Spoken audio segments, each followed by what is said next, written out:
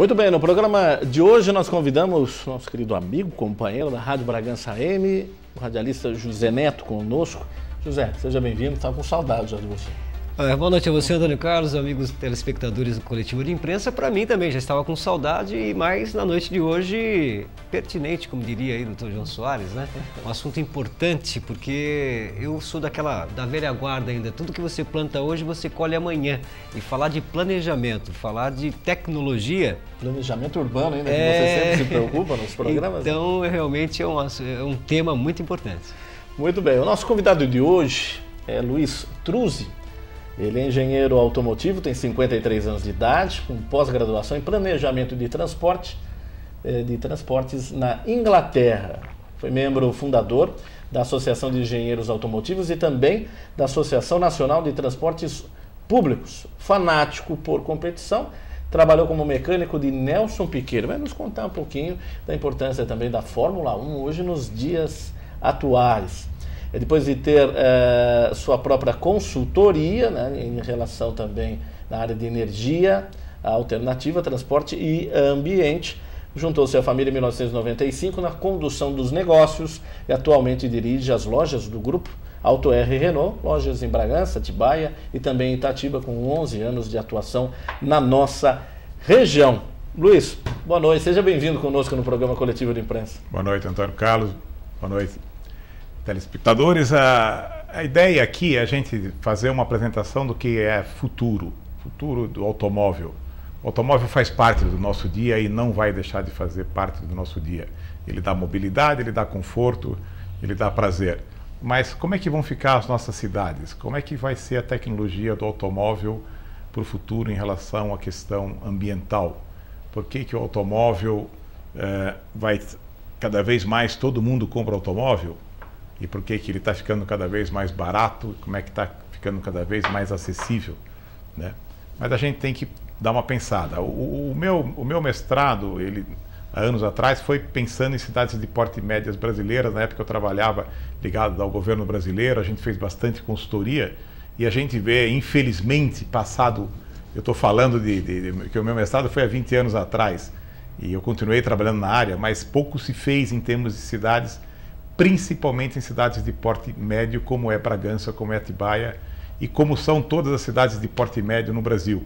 E as cidades têm que estar preparadas para esse futuro já, porque senão não vai caber os automóveis, vai ficar desagradável toda essa tecnologia moderna que tem aí. A gente ter cidades de características colonial, são cidades com sistemas viários antigos, estreitos, e não tem ainda um planejamento desse adequação de gerenciamento do transporte, do uso do solo e de sistema de transportes modernos que tem que ser coletivos.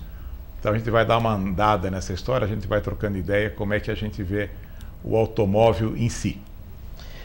Por que atualmente, Luiz, os carros ficaram mais baratos? Porque atualmente hoje, como nós falamos aí na abertura, todo mundo começa a ter o seu carro como se tem um celular hoje, que o brasileiro tem mais celulares do que a população. Por que razão?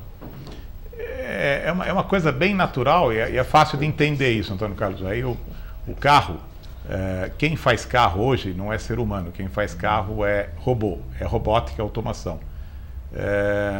Vamos soltar um filme, eu quero transmitir as palavras em termos de visual. É a fábrica da Renault que está sendo lá monitorada em Curitiba e a gente tem, em termos de produção, essencialmente a automação. O ser humano no custo do automóvel hoje ele representa de 5 a 7%. O ser humano não é tão importante.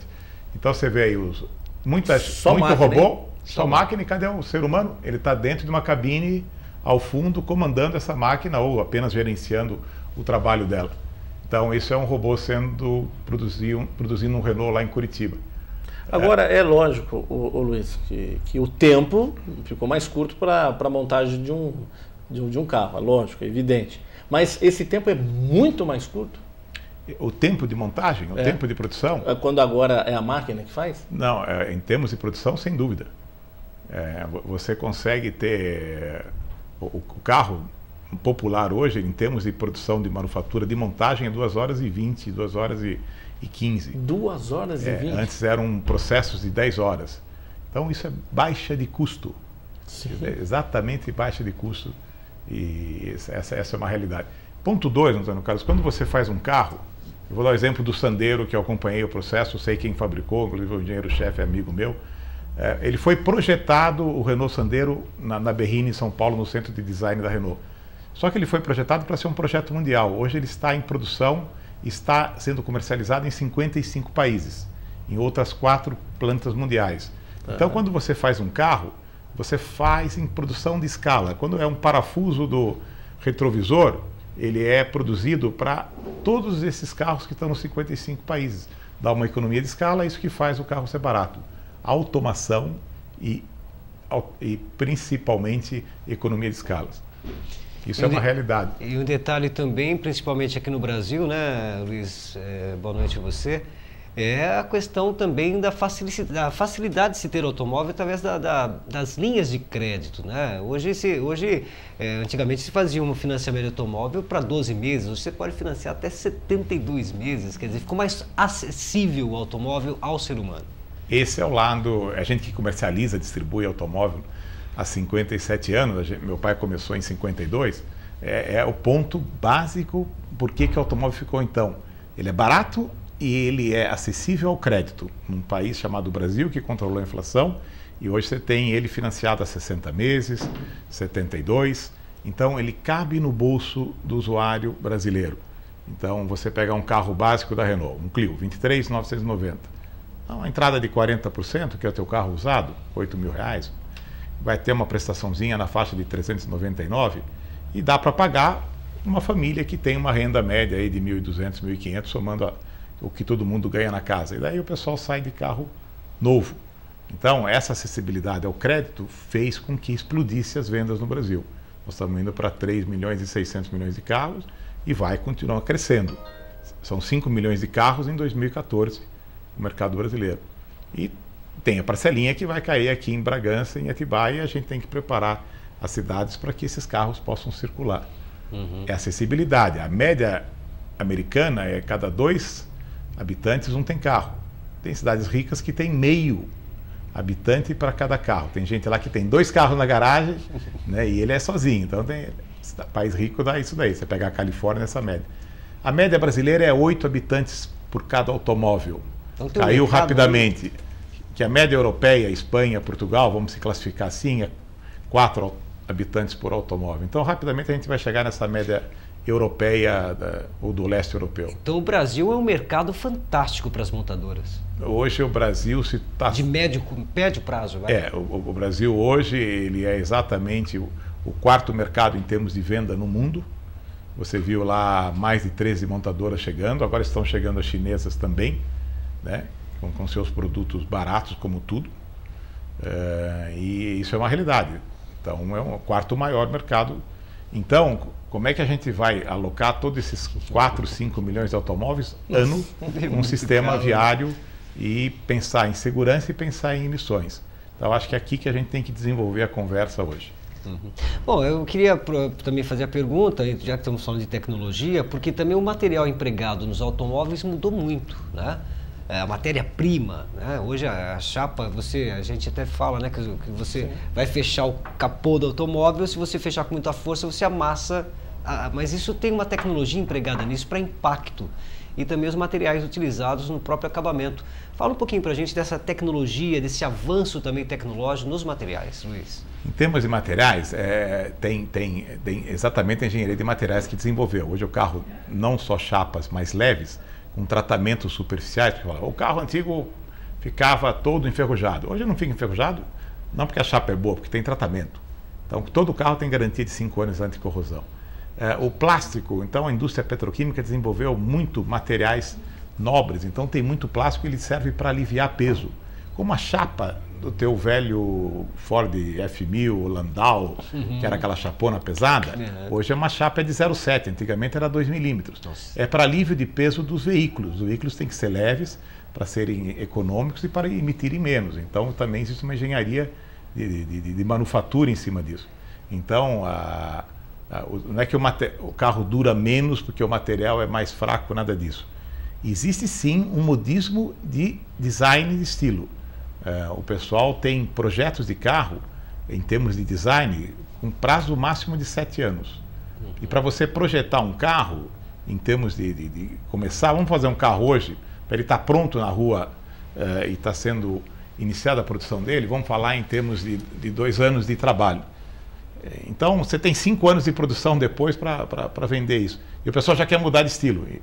E tem a história da tendência de estilo e tudo mais, que faz com que, então, os modelos tenham ciclos curtos. Aí lança um novo modelo com um novo design, novidades e tudo mais, que é a necessidade do consumidor. Isso é o consumismo do mundo moderno.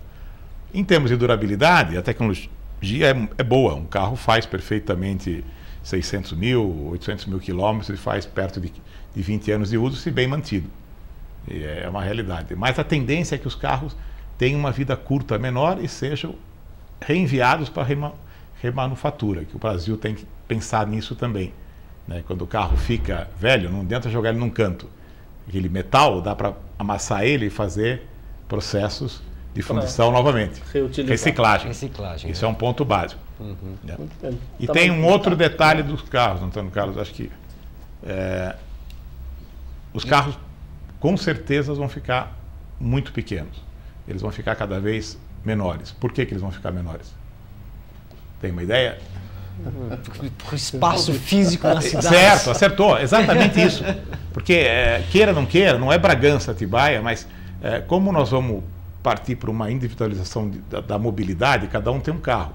Hoje hoje à noite aqui, eu vim com o meu. Antônio Carlos deve ter vindo com o carrão dele. Sim. E você veio com o seu. Então é individual o carro.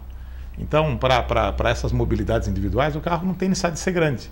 Porque, ponto 2, é materiais. Nós não vamos fazer mais carros no planeta, precisamos gastar menos material, então faz carro menor. E a potência dos motores, claro, diminui. E os motores vão diminuir, e muito. Porque a tecnologia moderna de motores dá potência. Então você fala, o carrinho meu é um 1000, não anda nada. O motor 1000 vai ser motor grande daqui a 5 anos. Os motores vão ser na faixa de 550, 650, com tecnologia eletrônica, então, turbo, tudo mais, que dá a mesma potência. Isso aí, porque tem carro, eu conheço carro que eu já tive, às vezes um 1000zinho para subir. Essa tecnologia vai superar esse 1000zinho mais baixo? Aí é o que aconteceu nos últimos 10 anos. Hoje existe a mecatrônica. Hoje o carro não é mecânica, ele tem uma eletrônica embargada muito forte. Essa eletrônica embargada que permitiu que os carros tivessem potência. Hoje eu tenho um gerenciamento eletrônico. Você pegar um Clio, que é um carro básico, o mais simples, tem 8 sensores eletrônicos para comandar o motor. Sensor de PMS, sensor de ar, mistura estequiométrica. É todo o computador que gerencia. Você pega um carro sofisticado, que seria um Megane, uma Scenic, igual você tinha, Antônio Carlos, ela tem 7 microprocessadores. Ele tem 7 computadores como o seu, dentro daquele capô, em termos menores, gerenciando várias partes de injeção, ignição e tudo mais. Isso fez com que os motores ficassem modernos. Se eu quiser dar mais potência, eu vou lá num gerenciador eletrônico, faço uma recalibragem, um motor de 115 cavalos, que é o motor do teu carro, eu passo ele rapidamente para 135, só mexendo no gerenciamento. Lógico que eu vou comprometer a vida dele, útil, vou comprometer consumo e tudo mais. Então existe a otimização do consumo versus vida útil. Mas então, o motor 1.0 hoje é perfeitamente suficiente para carros da faixa de 1.100, 1.200 quilos, como são os aquelas carros. Pessoas que falavam assim, quem gosta de motorzinho é dentista, vão ter que se acostumar com motorzinho entre aspas, né? Conforme a explicação do Luiz, né, Antônio Carlos? Os carros vão ser menores, os motores vão ser menores em nome das emissões e em nome do consumo. O planeta precisa ser racional no consumo. Então, esses motores, logicamente, são mais eficientes e a gente tem que pensar nessa questão dos nossos netos e nossos bisnetos, né, Antônio Carlos? Sim. Bom, tem mais tempo? Tem um monte de pergunta aqui para falar. Você quer que eu... Olha, já está fechando o bloco? Vamos guardar para voltar no segundo bloco? Porque tem aqui perguntas sobre biocombustível, sobre diesel brasileiro. Tem uma pancada de perguntas, porque o Luiz... álcool brasileiro. O Luiz Truzzi aí, ele tem muita coisa boa para passar para a gente e nós vamos sugar ele aqui. Muito bem. Nós vamos fazer o seguinte, nós vamos para um rápido intervalo, mas antes eu convido a você, porque o programa Coletivo de Imprensa está sempre trazendo agora também a sua parte cultural, a sua parte das artes. E nós estivemos acompanhando alguns eventos culturais também, que eu faço um convite a você para ver conosco o que vem aí nos programas coletivos de imprensa.